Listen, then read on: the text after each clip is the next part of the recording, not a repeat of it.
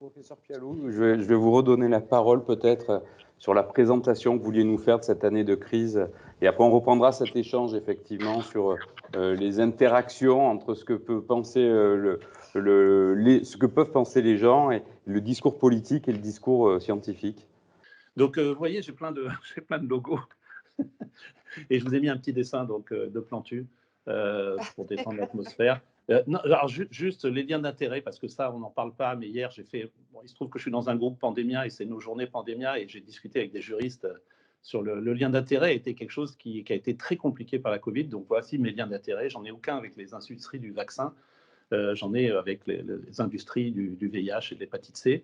Je montre ça parce qu'effectivement, je ne la sortais pas avant, mais c'est une carte de 1990. Vous voyez, ça sent la naphtaline. Mais il y a deux informations. D'abord, c'est que voilà, je connais un peu ce métier-là. Je l'ai connu il y a 30 ans dans l'écriture dans un journal que vous avez cité tout à l'heure. Et puis, je voulais mettre mon lieu de naissance qui fait que je ne rentre pas dans les querelles Paris contre la Provence, puisque je me sens de la Provence. Et puis deux autres liens d'intérêt. Effectivement, j'ai écrit un bouquin sur un carnet de bord qui est toujours d'actualité. Je vous tranquillise, c'est pas celui qui se vend le plus, mais je pense que le titre était bien. Et puis j'ai commis une petite bande dessinée, enfin le texte, qui se passe justement à Marseille, entre le panier et puis les calanques. Voilà, c'était sur le VIH. Je voulais juste vous raconter ça, c'est pour l'anecdote. Juste une histoire qui est notre histoire, c'est notre histoire à Tenon, bon, voilà, en une diapositive. C'est notre cas zéro avec toutes les problématiques qu'on a rencontrées et que connaissent mes collègues, c'est-à-dire quelqu'un qui est venu d'Algérie, à un moment où l'Algérie n'était pas repérée comme une zone à risque à l'époque, quand c'était la Lombardie, la Chine, etc., qui est venu avec, donc, en plus, c'est un super contaminateur, donc, qui est arrivé non dépisté, qui est rentré dans Tenon dans plusieurs unités, qui a contaminé un certain nombre de personnes dans son entourage, 7 soignants. On a exfiltré 85 personnes à ce moment-là. Enfin, on a découvert la Covid par effraction. On était le 27 février. Donc, c'est le moment où le syndrome de détresse respiratoire aiguë a été considéré comme un élément de diagnostic. Et donc, c'est comme ça qu'on a dépisté. On a rétrospectivement raconté toute l'histoire de cette contamination. Je voulais juste montrer aussi, nous, on était un hôpital qui ne devait pas rentrer. On était de 3e niveau parce qu'on n'a pas de SAMU et on ne devait pas, dans le plan Coreb, on ne devait pas être impliqué comme l'on a été. Et vraiment, c'est quelque chose que j'ai raconté dans mon bouquin. C'était très saisissant parce qu'on voyait les centres de référence, et je pense que c'était la même chose à Marseille. On voyait les centres de référence se remplir, et puis tout d'un coup, la Covid est rentrée partout. Et je me rappelle d'une discussion, même courant fin février, début mars, où il y avait, donc nous, on était déjà impactés, et vous voyez jusqu'où c'est monté. Donc, pour un hôpital qui a à peu près 450 lits, on est monté quasiment à plus de 40% de notre taux d'occupation en Covid, ce qui a été absolument prévu dans aucun plan, puisqu'on devait remplir les centres de référence, et puis après les 2e niveaux, et nous arriver en 3e niveau. Et puis, on a eu une contamination des soignants très précoce, assez précoce, en tout cas à la PHP. Et on a communiqué là-dessus. Puis bon, voilà. Donc, on a toujours une problématique de contamination des soignants et on est content de voir que, vous voyez, la courbe bleue et la courbe rouge, de voir que le personnel ne suit pas cette remontée actuelle. Alors, je vais passer sur les données médicales. Je pense qu'il y a eu des errances thérapeutiques à tous les niveaux, et je n'en prendrai qu'un exemple que je partage avec vous, qui est l'exemple incroyable de l'essai Discovery, qui a été beaucoup dénoncé par notre camarade de l'IHU, mais sur ce point, il y a effectivement fort à dire.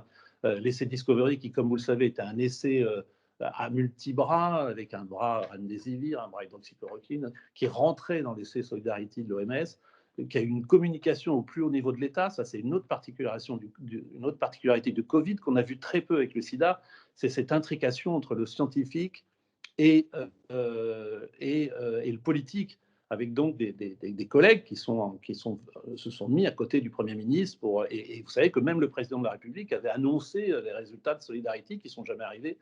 Et puis, donc, vous savez que les bras de cet essai avec 5 bras sont peu à peu disparus. Et puis, pour faire un petit jeu de mots, c'est-à-dire qu'on était parti avec Vishnu et on a fini avec la Vénus de Milo, c'est-à-dire quasiment plus de bras et un demi-bras qui est le bras remdesivir. Donc, effectivement, on a eu c'était compliqué après de montrer que la recherche française, qui était déjà pas branchée sur la recherche vaccinale, avait fait une recherche thérapeutique très efficiente.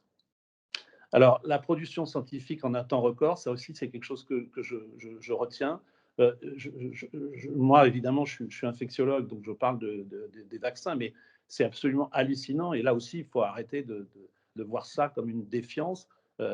Aucune étape n'a été grillée, mais c'est vrai que c'est hallucinant que cette recherche, qui était partie évidemment bien antérieure, puisqu'elle a pour Moderna, elle datait du SRAS et de Ebola, mais qui est l'avènement en quelques mois d'un vaccin efficace, même si effectivement il y a parfois des problématiques, comme on l'a vu avec AstraZeneca.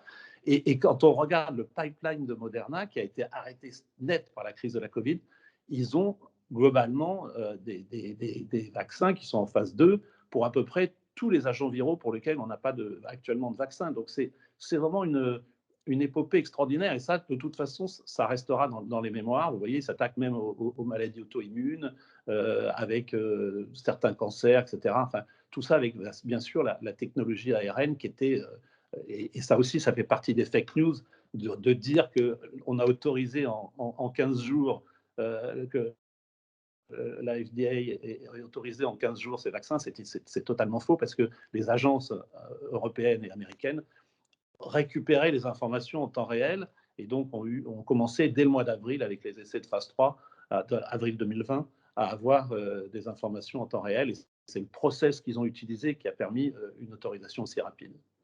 Alors, un dernier point sur la communication sur le traitement de Donald Trump, même s'il n'est plus là, et qui était tout à fait hallucinant, et qui revient donc par les anticorps monoclonaux dans la danse. Moi, je donnerais une seule information qui m'a vraiment marqué, qui date il y a 15 jours, qui est l'utilisation de ces anticorps monoclonaux en préventif chez des résidents et du personnel d'EHPAD, avec une efficacité assez incroyable, 80% de réduction du risque.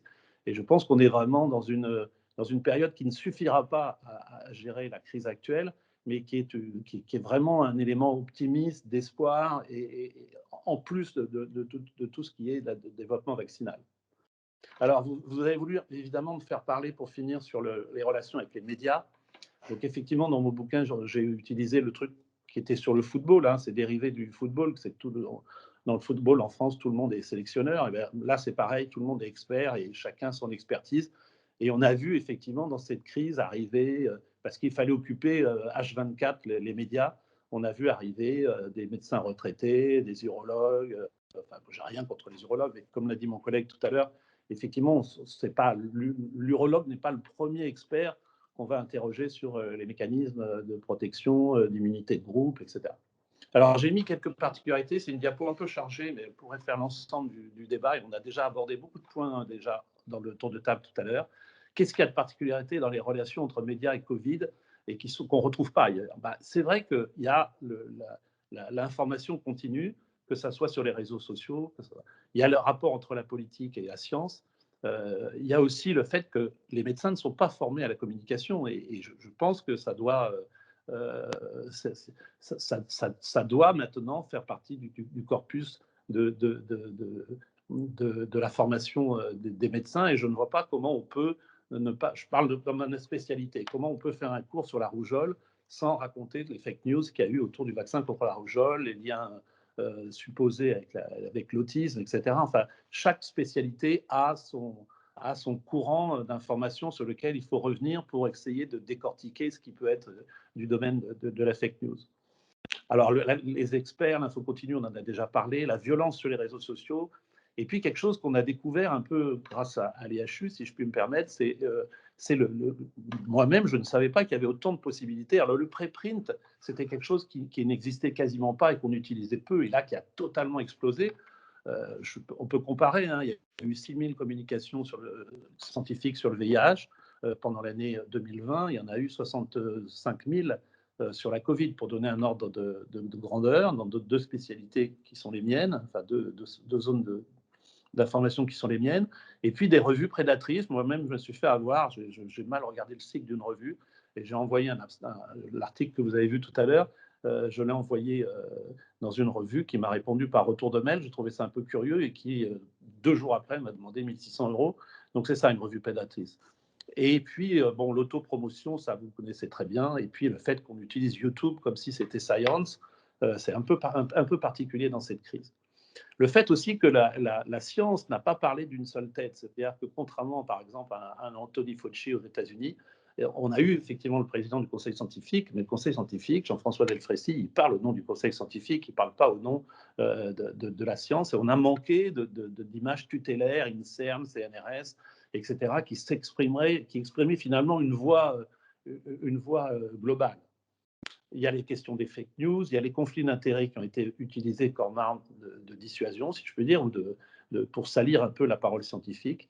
Et puis le grand mélange des gens. Et puis effectivement, il y a eu la saga du Salon de Marseille, comme je l'appelle moi-même. Alors, je vous montre deux éléments qui sont absolument hallucinants. Ça, c'est un élément d'un site qui regarde l'impact des phénomènes médiatiques. Et quand vous comparez l'élection d'Emmanuel Macron, l'item gilet jaune et l'item coronavirus, en termes de nombre de citations dans la presse écrite et le web, vous voyez qu'il y a vraiment une explosion incroyable du coronavirus. Alors, l'histoire des pseudo-experts, je prends un seul exemple. J'ai pris 2 experts qui sont passés à la télévision. Donc, à gauche, vous avez un physiologiste du sport, Monsieur Toussaint, et à droite, vous avez notre président de notre société savante, la SPILF, donc Pierre Tadevin. Et quand on regarde, et je l'ai présenté dans des webinars devant l'intéressé de droite, l'intéressé de gauche ayant disparu du champ médiatique, quand on regarde les occurrences sur Google, si on regarde Jean-François Toussaint et Covid, c'est 1 million d'occurrences. 1 million d'occurrences. Quand vous regardez le représentant numéro 1 de l'infectiologie en France, c'est 19 000. Donc c'est exactement ce que je vous disais tout à l'heure. Et quand vous regardez, alors vous pouvez reprendre toutes les citations. Vous voyez, j'ai pris un Parisien pour détendre tout le monde.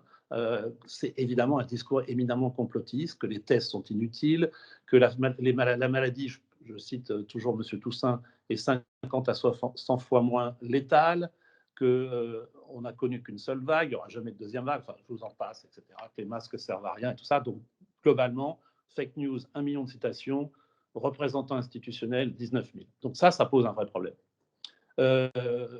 L'utilisation des réseaux sociaux et du complotisme, c'est vrai qu'à Marseille, vous avez quand même plusieurs poids lourds, mais on en a aussi à Paris et à Garches, je vous tranquillise. Et là, c'est très compliqué parce que, évidemment, ça va très loin sur les réseaux sociaux, c'est souvent très violent, ça l'a été pour certains infectiologues, notamment Karine Lacombe, qui a été menacée de mort, ce qui n'est quand même pas rien dans un débat scientifique. Et puis, vous avez des gens qui se sont organisés, alors je ne sais pas si c'est à ça que vous faisiez référence tout à l'heure, qui sont organisés en groupes complotistes. Ici, là, vous avez un groupe de médecins internationaux qui réclament un Nuremberg pour poursuivre les criminels qui auraient inventé la Covid-19. Donc là, on est dans la franche extrême et qui explique qu'il n'y a pas de dossier, que les hôpitaux n'ont jamais été remplis, que ce ne sont pas des malades, qu'on teste des gens qui ne sont pas malades, etc., etc. Donc, quelque chose qui va très loin. Et je vais vous montrer un petit élément très intéressant parce qu'il y en a qui font un boulot de fourmi sur les réseaux sociaux. Là, il y a quelqu'un que je ne connais pas qui s'appelle Hervé Riffy sur Facebook, qui est probablement un scientifique de bon niveau parce que ce qu'il poste est très intéressant. Et il s'est amusé à poster des résultats, quand les résultats de phase 3 du vaccin Pfizer sont sortis, il l'a mis sur plusieurs réseaux sociaux. Il a eu 300 000 vues, 2000 partages, 500 commentaires. Et quand il regarde les avis négatifs, c'est 1% des avis qui se sont exprimés sur ce réseau. Avis négatif, vous savez, c'est le petit smiley qui sont soit le type qui fait la gueule, soit celui qui est en colère, c'est 1%. Mais ça représente 30% des commentaires. Et ça représente des commentateurs, pardon. Et ça représente 50% des commentaires. C'est-à-dire que 1% des gens qui sont par exemple contre le vaccin Pfizer arrivent à occuper 50% des messages que vous lisez sur les réseaux sociaux. Et ça, il faut enseigner ça aux plus jeunes dans la médecine. C'est compliqué et il faut savoir faire avec ça. Et puis je finirai par un mot justement un peu décalé, qui est une dimension que j'ai abordée parfois de manière un peu frontale dans les interventions, notamment chez Bourdin, etc. Mais je pense qu'on a trop opposé l'économie et la santé dans cette histoire-là, et qu'on a une responsabilité, nous aussi, et que je viens de comprendre, en regardant les chiffres de l'OCDE, que finalement, l'économie ne s'en sort pas si mal. Alors ça, je sais, c'est un peu provoquant ce que je voulais dire, mais là, c'est des données qui viennent de sortir la semaine dernière de l'OCDE, et vous apercevez que les États-Unis vont se sortir extrêmement bien de cette crise, Évidemment, parce que les banques ont injecté dans l'économie, mais finalement, même si le chômage des jeunes, même s'il y a les dépôts de bilan, je ne minimise pas ça, mais il y a une dimension économique qui est totalement... et les États-Unis vont finir avec un bilan qui sera meilleur en 2020 qu'il n'a été en 2019, ça peut paraître incroyable. Et l'autre dimension aussi, c'est que il y a un économiste hier dans Pandemia de très bon niveau qui disait que sauver des vies, c'est sauver du PIB. Et ça, je crois que c'est une expression qu'il faut réutiliser aussi, nous, dans la bouche des médecins, et que le vaccin est un élément de sortie de crise. C'est-à-dire que ça a été modélisé par l'OCDE. Si le vaccin, et on a une couverture vaccinale efficace, on aura une reprise de l'économie qui sera favorisée par ce vaccin. Donc, il faut qu'on arrête d'opposer l'économie et le confinement, l'économie et la santé. Et ça, c'est les liens. C'est très intéressant. Allez voir ces données sur le CDE parce qu'elles sont vraiment très bien faites. C'est le lien dans les pays entre couverture vaccinale et mesures de restriction. Et vous voyez qu'il y a des pays comme Israël qui ont eu peu de restrictions et beaucoup de couverture vaccinale et qui évidemment s'en sortent beaucoup mieux. Voilà, j'ai terminé mon petit topo qui est un peu éclectique, mais vous m'aviez demandé de faire quelque chose de rapide. Oui, Et, très bien. et je l'ai fait dans ce sens-là. Je vous ai mis même de l'économie, je me suis autorisé. Bon, Vous avez bien merci, fait. professeur Parce que Prélou. les plus grosses insultes que j'ai eues sur les réseaux sociaux, c'est quand j'ai dit que, chez Jean-Jacques Bourdin, quand j'ai dit que l'économie était rattrapable, mais que la réanimation loupée, ça ne l'était pas. J'ai eu des tombereaux d'insultes et donc je maintiens ce propos-là. Et là, je l'ai argumenté avec les données de l'OCDE.